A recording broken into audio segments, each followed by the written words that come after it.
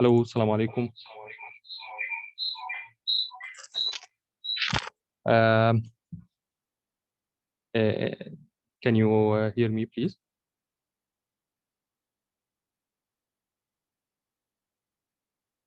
طيب. It's a pleasure for us to introduce Dr. Zuaida. He is the past president of AEE, the Association of Energy Engineer. He is an independent engineer, internationally recognized as energy expert with more than 26 years of management experience around the world. He worked on stakeholder management with several private and international donor agencies like USAID, GIZ, and EU and MEDA on conducting energy audits for buildings. He is a public speaker and a certified carbon reduction manager, CRM, Renewable Energy Professional, REP, and holds several other certifications. He continuously works on energy awareness, capacity building, and developing clean energy projects. And this is what we are caring about in our webinar for the IEEE events peace ceremony. Let's all يعني be ready for Dr. Zuaida. He is going to be with us today in the event of the IEEE for this clean energy. Hello, Dr. Zuaida. أحمد، كيف حالك؟ الحمد لله تمام يا فندم، ربنا يبارك في عمر حضرتك. اهلا بحضرتك دكتور سويدة، شرف لينا ان الله حضرتك معانا يخليك. في السيرمونيه. شكرا. بتحب تسويني كو هوست عشان اقدر اسوي شيرنج للسكرين؟ تمام يا فندم، حاضر لحظه واحده. تمام يا فندم.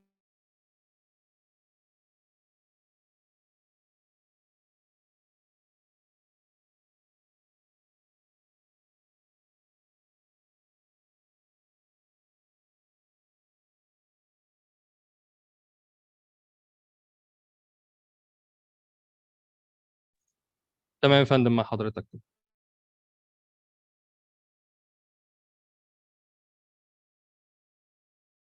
تمام. لحظة واحدة، احنا كم واحد المتوقعينه؟ العدد المتوقع؟ العدد المتوقع حوالي 100 واحد ان شاء الله باذن الله، 100 باذن الله. 100. طيب بدك يعني ابلش ولا استنى اتعرف على الناس؟ هو اللي عامل ريجستريشن معانا ان شاء الله باذن الله في رينج ال 100 باذن الله، احنا منتظرين 100. لو حضرتك في مجال وفي وقت عند حضرتك نكون يعني شاكرين جدا لحضرتك. اوكي. هي المحاضرة ساعة صح؟ تمام يا فندم. لو في مع حضرتك لو في مجال يبقى يا ريت طبعا ان شاء الله باذن الله مع حضرتك. اوكي. هلا بالنسبة للشرح اشرح بالانجليزي ولا بالعربي؟ يعني ما فيش مشكله يا فندم، بس احنا عايزين يبقى في برضه انجلش عشان لو المحاضره في معانا ناس من جنوب افريقيا وكده، فيعني حابين ان يبقى في انجلش برضه علشانهم. اوكي بيرفكت. تمام. لما بدك يعني ابلش ببلش، يعني ما في مشكله. طب انا لحظه واحده بس هسال الامباسادور الخاص بافريقيا ريجون، برضه هاكد معاه ان هو معانا دلوقتي، لان هو سالني من دقيقتين وان شاء الله هيبقى معانا. فاستاذن حضرتك لحظه واحده بس هاكد عليه.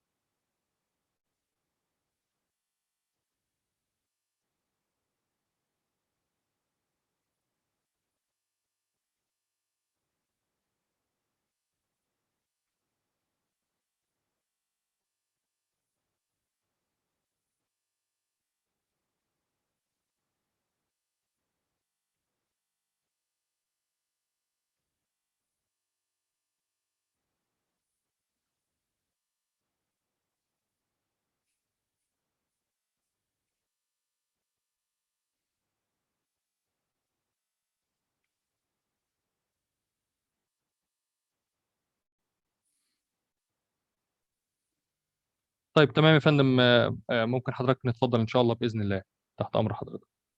اوكي تمام. Good afternoon or good evening, everyone. I hope you are all doing fine and staying safe. Thank you very much, Ahmed, for your efforts in organizing this event, and I hope that it will be of benefit to many of you. If you have any questions, please write them in the chat box so we can answer them at the end of the seminar, or you can contact me via LinkedIn anytime. Just drop me any question and I will try to answer it. The topic that I picked for you today is related to what we are experiencing from global change, climate problems and opportunities, and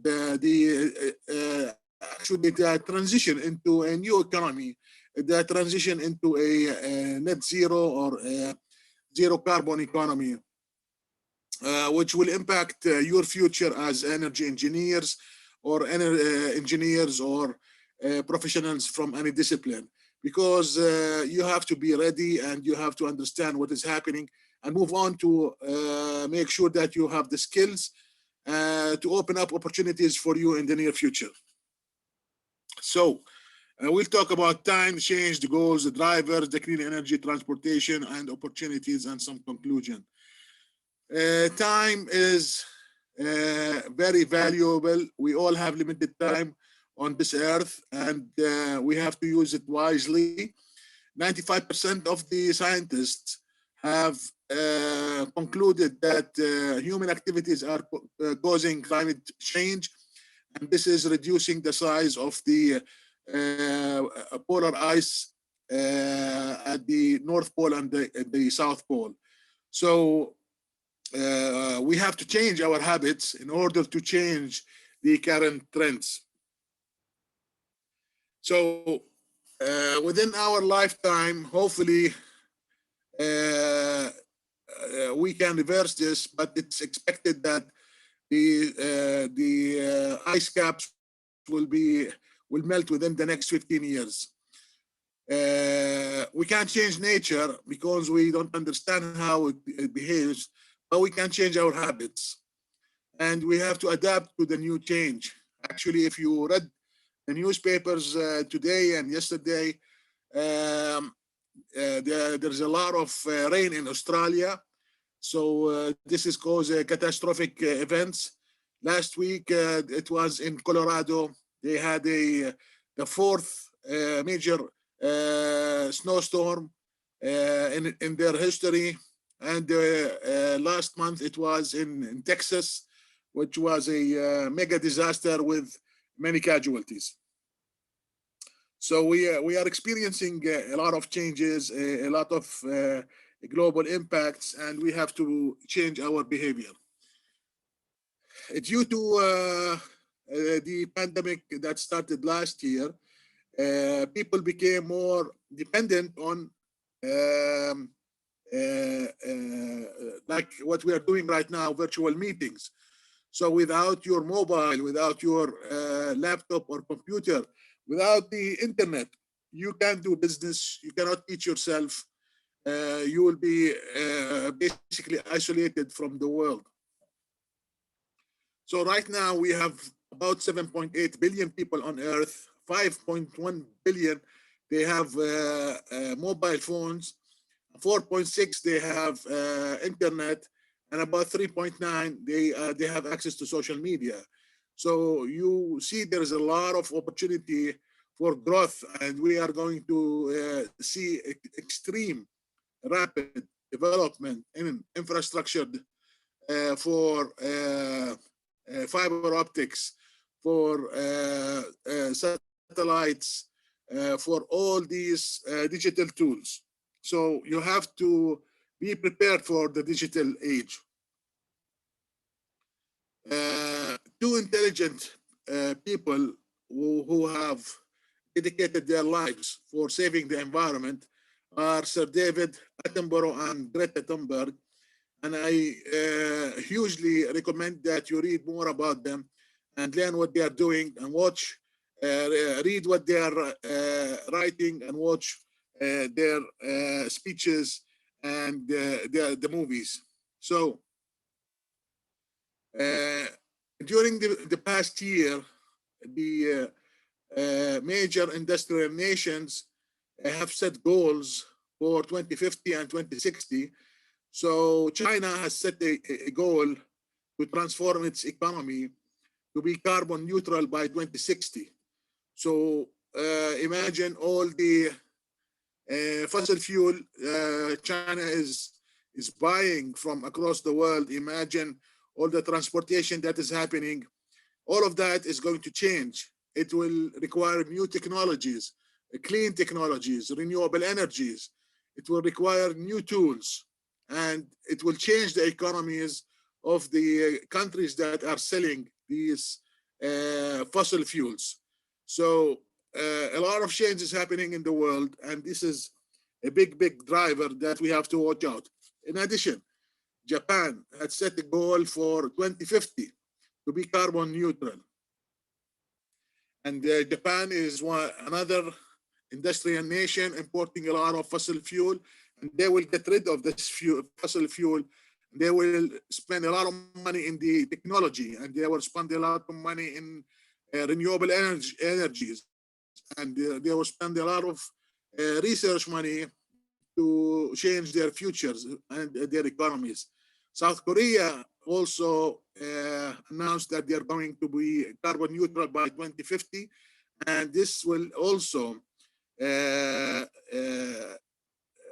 mean there is a lot of research, a lot of transition from the fossil fuel economy, getting rid of the oil and gas. In addition, Europe has set to be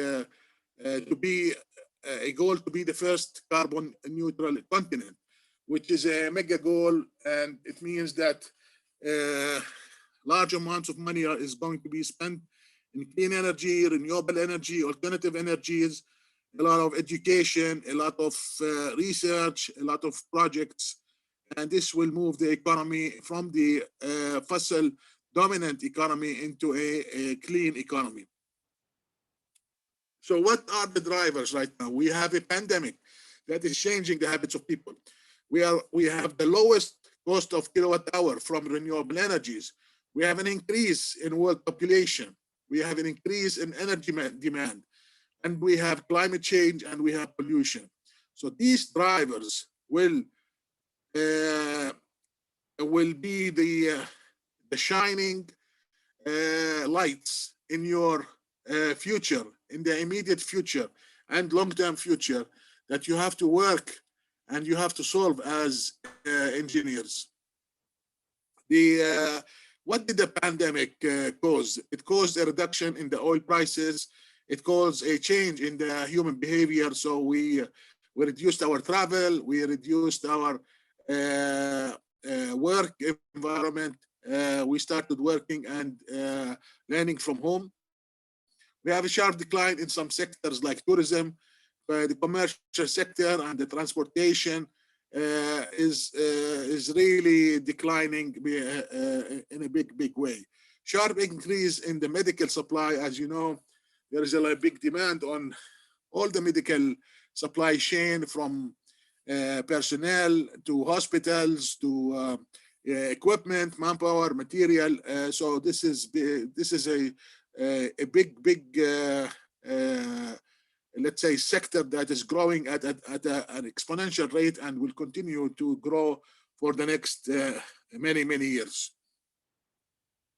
So the levelized cost of renewable energies is continuing to decline, and we have seen a big sharp decline in the solar PV kilowatt hour levelized cost of energy, in addition to the levelized cost of energy of wind. And offshore wind is taking off very sharply.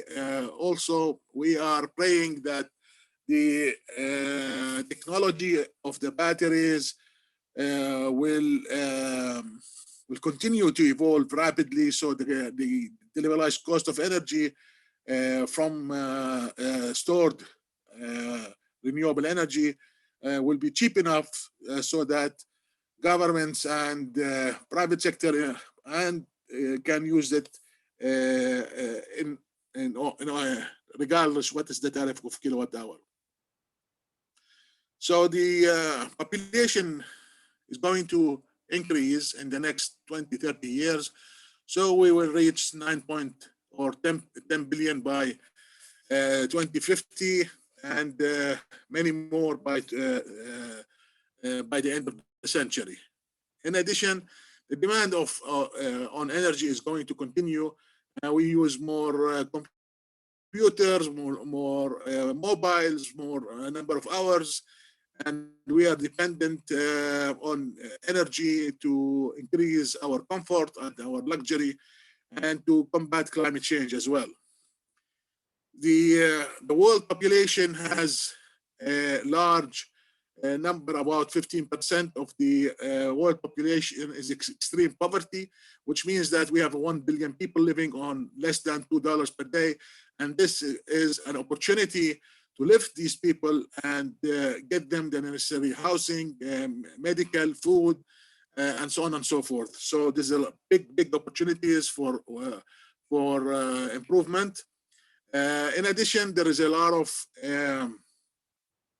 per capita consumption that's going to increase in the next few years. So as India, as China, as the third world countries are developing, Africa, all of them will require more energy, and that will put more stresses on the economies and the natural resources, and we cannot supply the demand of these economies with fossil fuel. We have to depend on clean energy and renewable energies to satisfy the upcoming demand from the extra consumption of energies and to alleviate people from poverty, and to also provide them with access to electricity, because we have about 15% of the world without access to electricity. So there is a lot of work to be done around the world, and it's going to require a lot of energies and a lot of projects. So these clean energy projects, utility scale and decentralized, will be in much need in the future across all countries in the world. Energy efficiency is also in high demand. It is also more difficult to adopt energy efficiencies and change the behavior. So there's a lot of opportunity for all engineers who want to work in the energy sector, and we appreciate all the talent that is out there because it is needed. The world is moving into a renewable energy supply mainly because most of the new power installed on grid is renewable energy power. In addition, many countries around the world are pushing for storage projects in larger and larger sizes. So we will see much of the renewable energy storage projects on the distribution and the transmission networks in the future in many countries around the world. So there is also a new sector that is growing rapidly, which is the offshore wind. Offshore wind is a very big sector, and it's producing power to countries like the US, like the UK, and many other European countries who are on the shore. Japan and China are also entering this, and South Korea are entering this sector. And right now we're talking about 15 megawatts per turbine, wind turbine generator. So Vestas has announced the latest technology V236, which means that the rotors are 236 meters. It is huge. So really, we are looking at a new world where the renewable energies are working round the clock to serve humans. Hydropower is available in countries where there is water.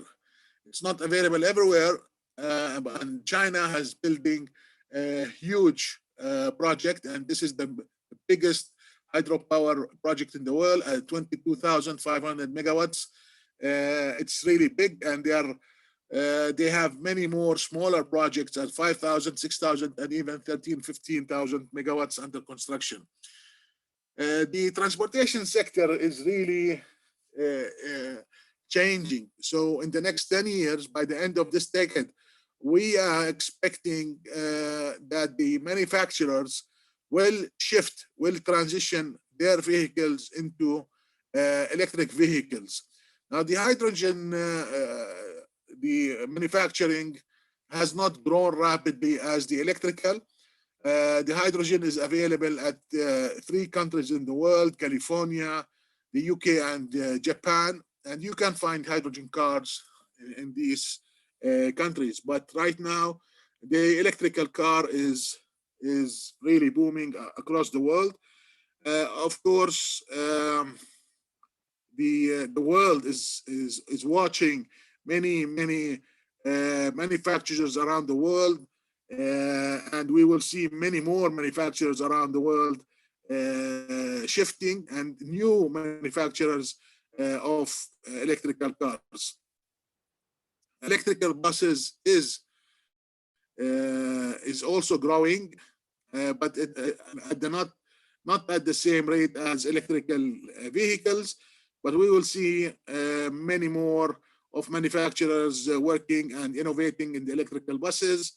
Electrical trains have been in service for decades, and electrical planes are really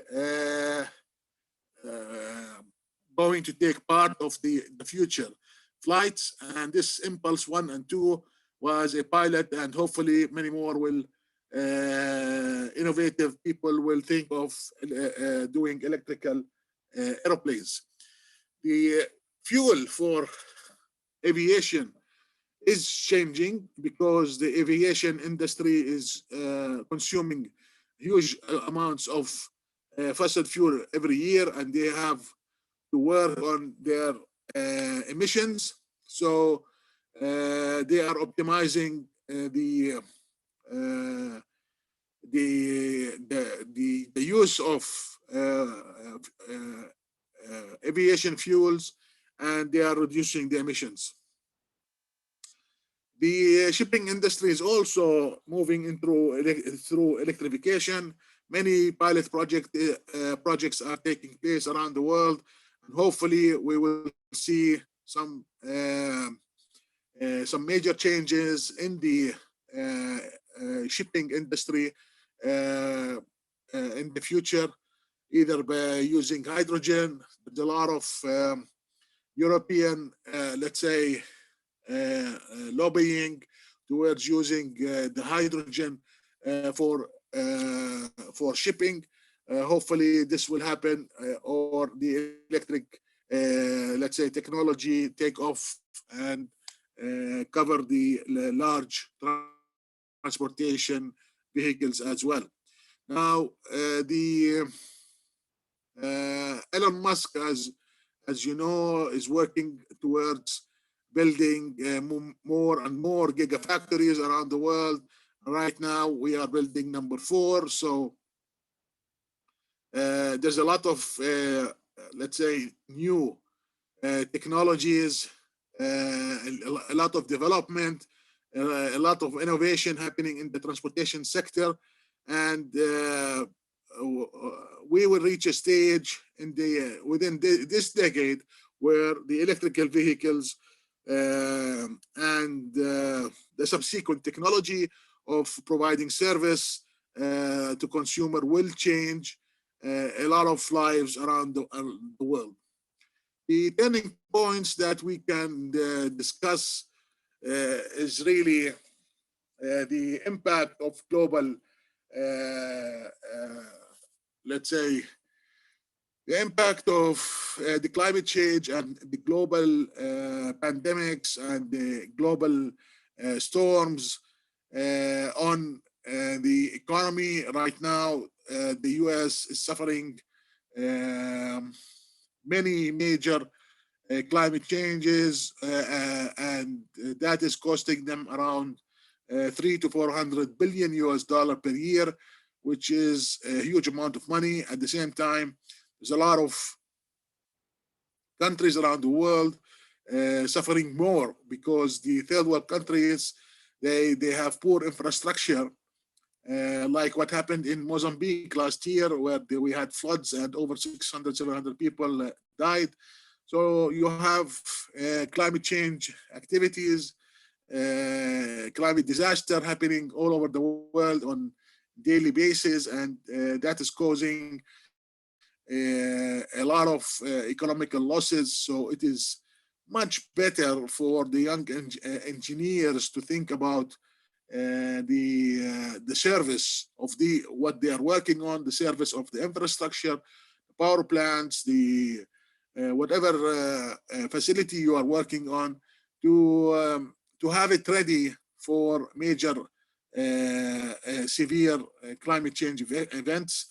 Either it is exceptional rain or a lot of snow or both or whatever. So you have to be really careful about designing your structures in the future. That's why we have a lot of development in the at NASA, where they sent a lot of satellites to measure different parameters of the weather around the world. So we have a lot of data. We can predict the weather much better. We can make sure that we have less casualties, and we have enough warning to make sure everybody is taken care of before the severe weather storms are happening. And at the same time, we are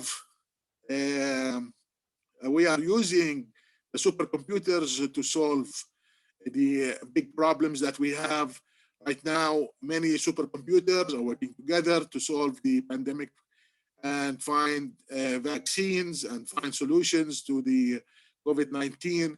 So hopefully in the future, these supercomputers and very smart scientists around the world can work together and continue working together to solve the climate problems, which is causing billions of losses every year and a loss of life.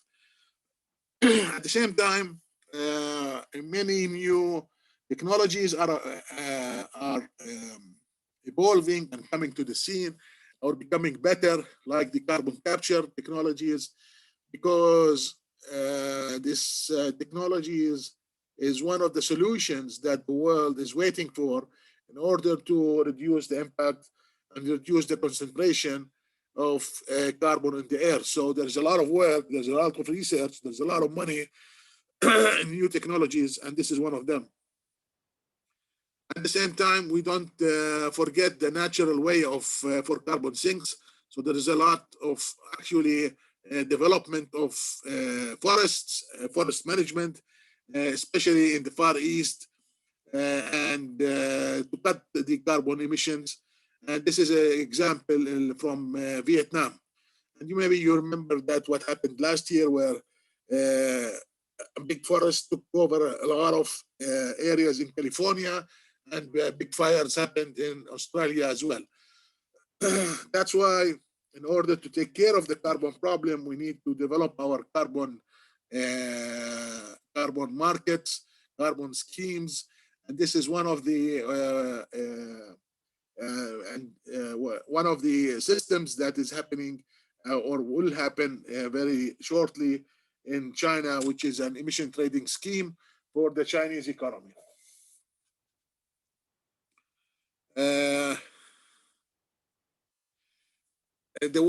As we said earlier, the world is moving into a net zero or carbon neutral world, And the international agencies like the Energy International Agency has set forth a timeline to become net zero CO2, net zero greenhouse gases within the next 50 years. So hopefully you can be part of this big movement, and you can learn more about the net zero and more about the carbon capture, more about the carbon sinks, and develop your skills in this sector. Of course, the opportunities, we're talking about the net zero emission planet, which is a very big assignment for all of us.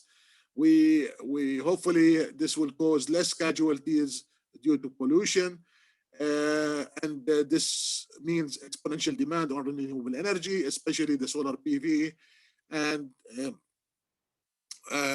we are also expecting an exponential growth in batteries technology, and we expect that scientists and the energy engineers will demand more efficient behavior and more efficient use of resources. The only way we can solve this global problem is by working together, collaboration, using the satellites and supercomputers in order to monitor all the criteria and all the parameters on daily basis. So there is a lot of jobs, a lot of opportunities in all of these areas. This will start by countries developing their goals and abiding by the carbon neutrality, and all of these countries, they want to transition into affordable and sustainable energy and sustainable future. The electrification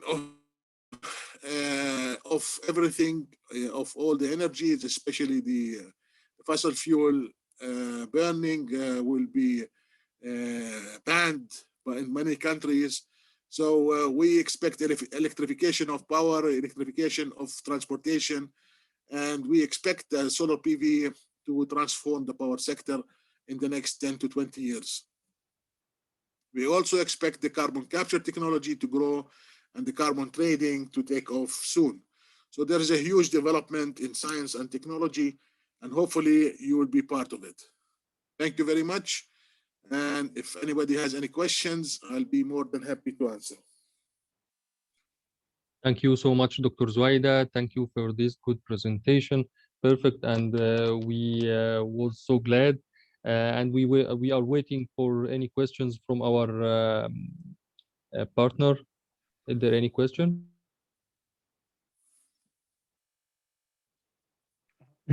Yeah, I have a question. Go ahead. Yeah, can you put up the last slide there? I think the conclusions one. The last slide. Okay. Last slide.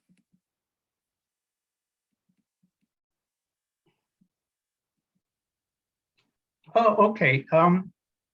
So basically what we're saying is that we want to increase the footprint of renewable in the entire power sector, correct? Yes, yes. But there is the issue of what is called base load versus incremental. And right now, renewable is a very small fraction of it. And Yes. renewable is things like solar and wind, for example, which are not present all the time. So for base load, how do we expect renewable to substitute base load? Means 24/7 available all the time, even if there's no sun or wind? That's a very smart question. The answer is that we will have a mix of renewable energy plus storage. So if you have a mix of renewable energies and you can do good prediction, you can select from one or two sources to be available at any point in time. At the same time, we need storage. So there are let's say 16 different storage technologies under development across the world. So the lithium, most probably the lithium-ion battery storage, or some kind of electrical battery storage will take off and will be at a very economical prices, like so either on the distribution or the demand center, the distribution, or the transmission level. So we do need storage, and that will provide the baseline base load. So yes, it's a mix of renewable energy plus storage. Okay, well, I hope we have enough storage. That's all I'm saying. Yes.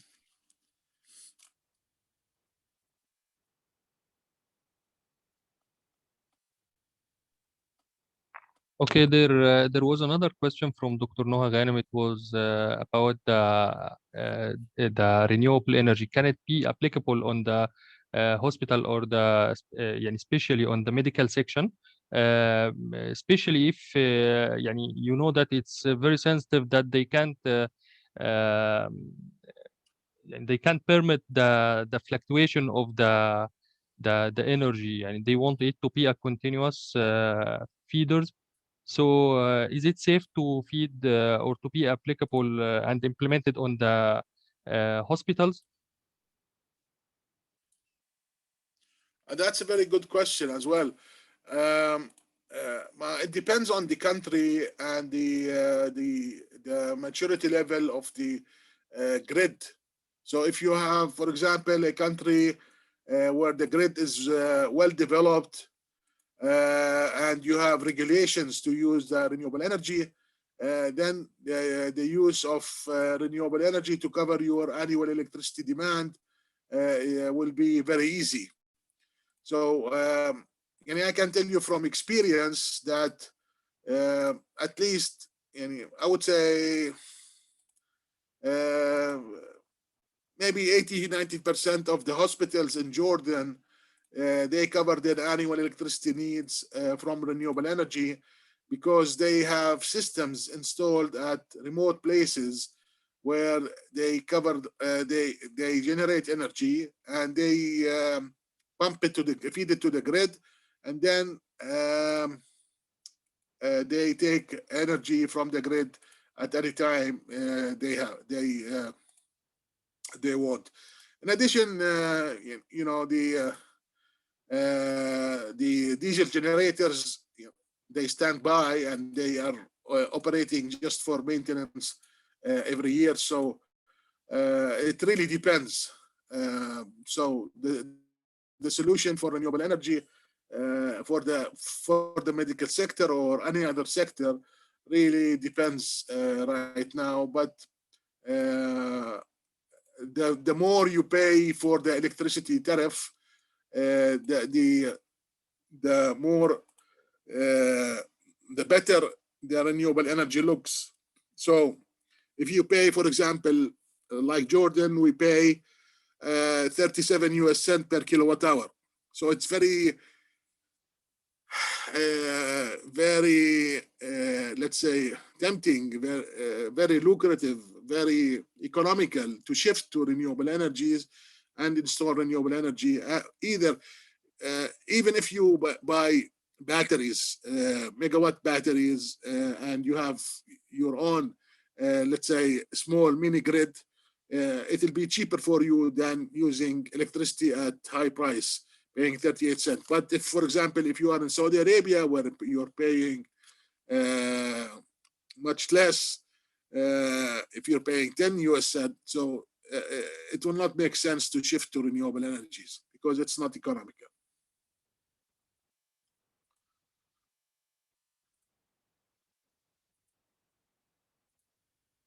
Engineer Samir was raising his hand to ask something. Yeah. About the safety of solar boats against mechanical stress caused by walking in them. Mustafa, that's a very important question. in general, I would say don't work on the solar PV panel because you are going to cause micro cracks. So 100% what you're saying is right, but maybe they're not. You don't have too many people working on them, and you have only one skinny guy. So, but in general, you should not walk over solar PV panels. Yes.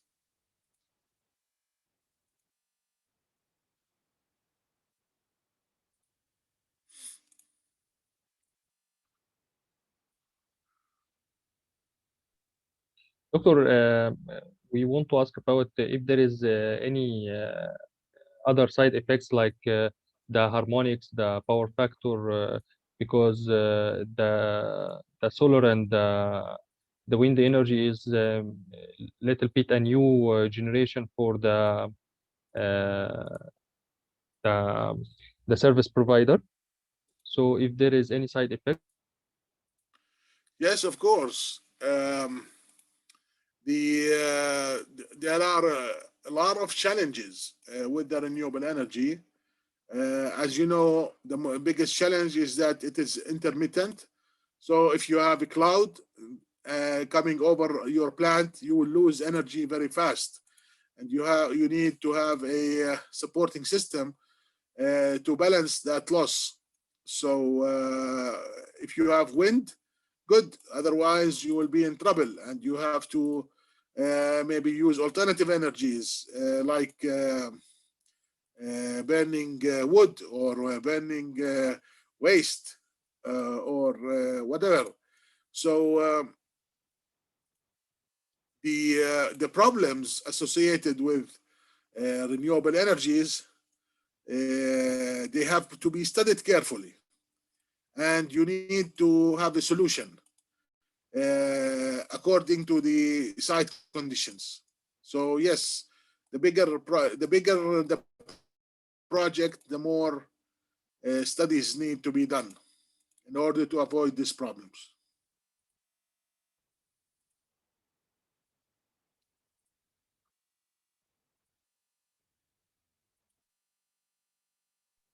Doctor, someone I think Miss Engineer Kalwani was asking, this is a good stuff. Can the slides be shared later with the attendees? 100% slides. You will receive the slides immediately after the presentation. Consider them yours.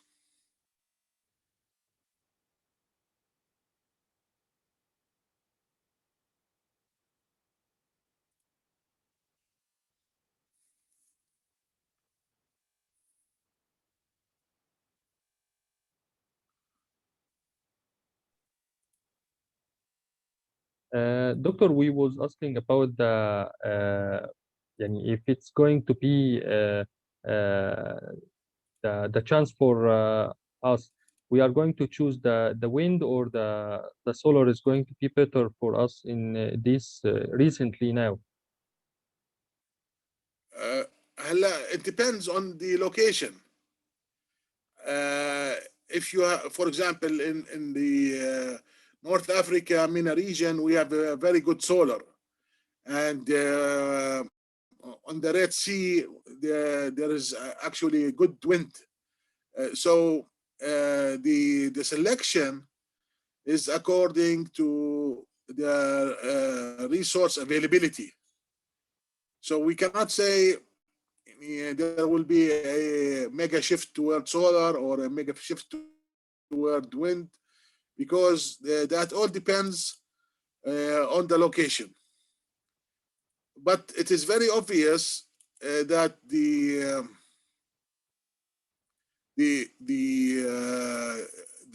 all of them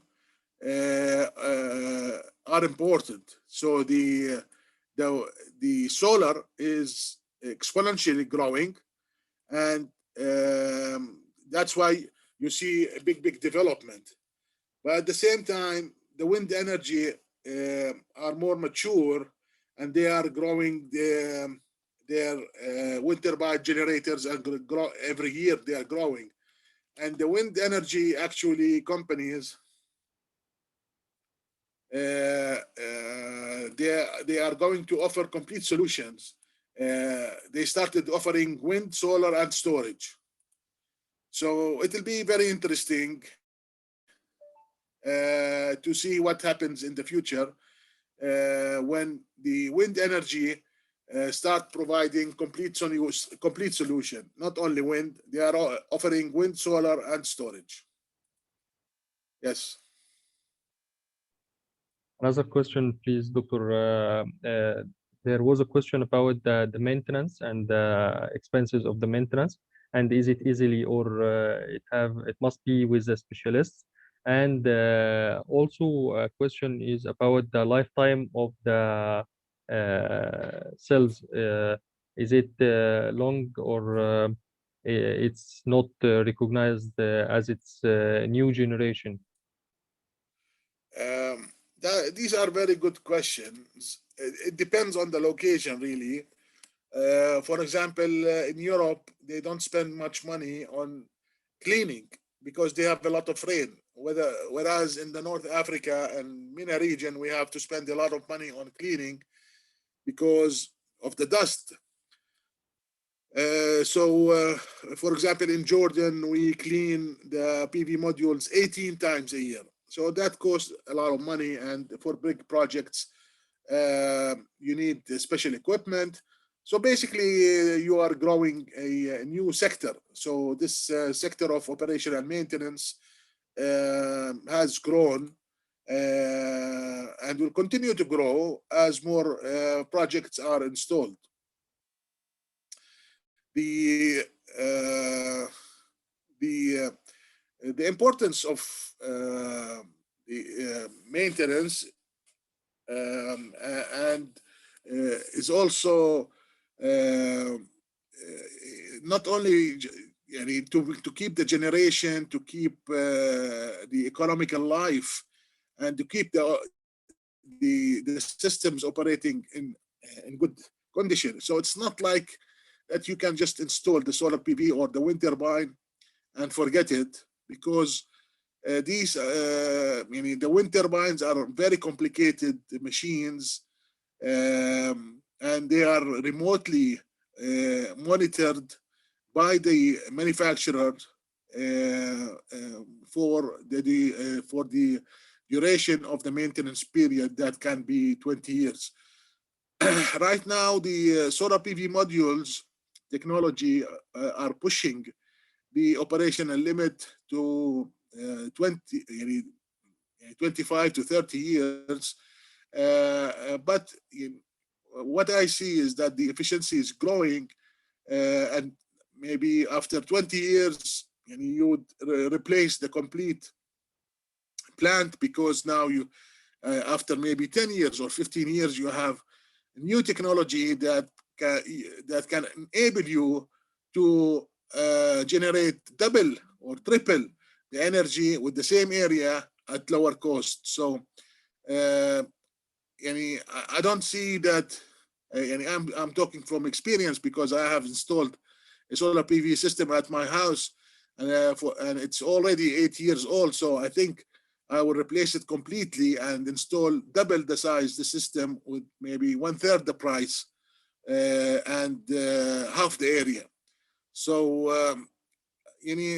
realistically speaking, maybe the economical life of the plants will have to be really studied with the advancement of technology, and you never know what is going to happen. So we will have new opportunities for different kind of markets, different kind of professions in the future.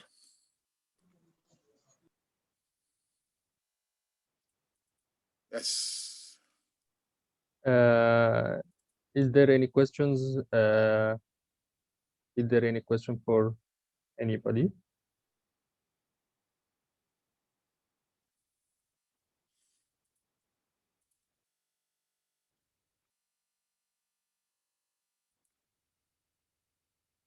Anyway, you can connect with me on LinkedIn. Any question anybody has in the future, I am at your service. Thanks, Dr. Zuaida. Thanks so much for this presentation. Thanks for IEEE. It was our pleasure to join you in this event.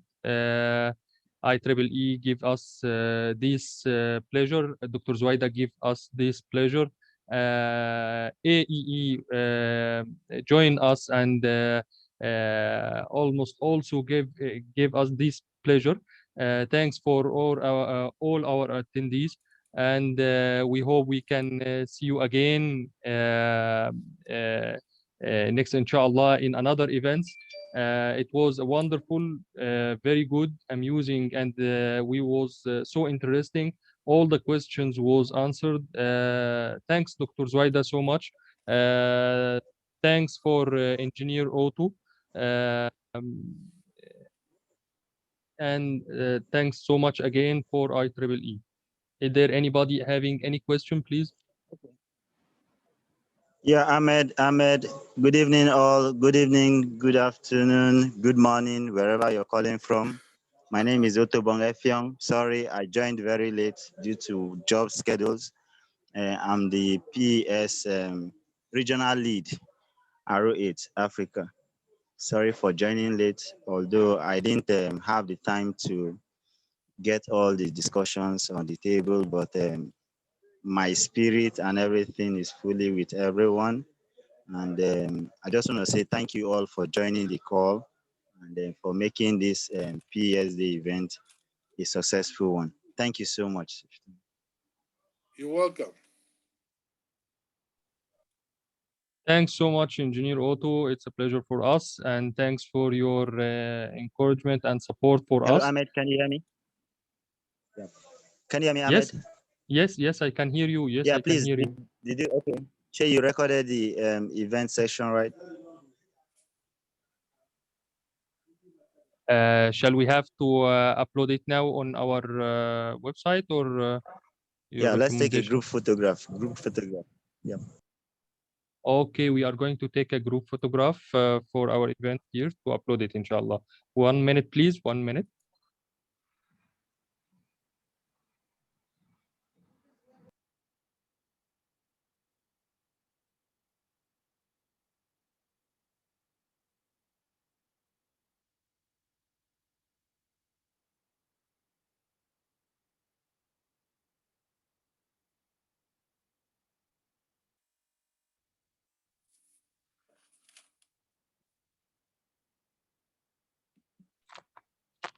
Please, dear colleagues, can we open our cameras to take يعني a photo for this wonderful session to memorize this event in our IEEE PES, please, all of us.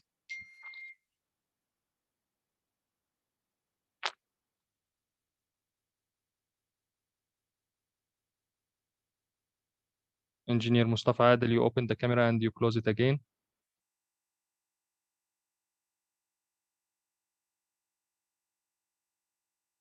Thanks, Dr. Zuaida. We are waiting for all our colleagues to open the cameras.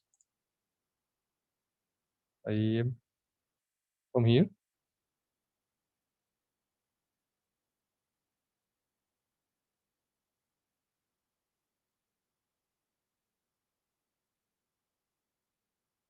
Here.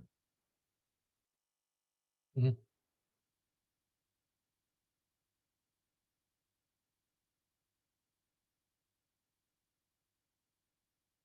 Like this. Okay. Yes.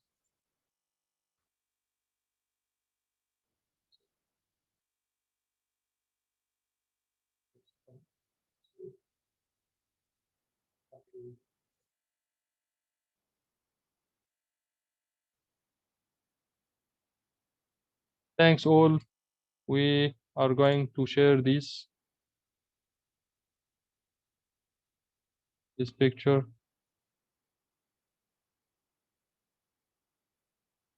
Okay. 1 minute, please. We are going to take another one. for the other side. This is the second capture. Capture 2. Here.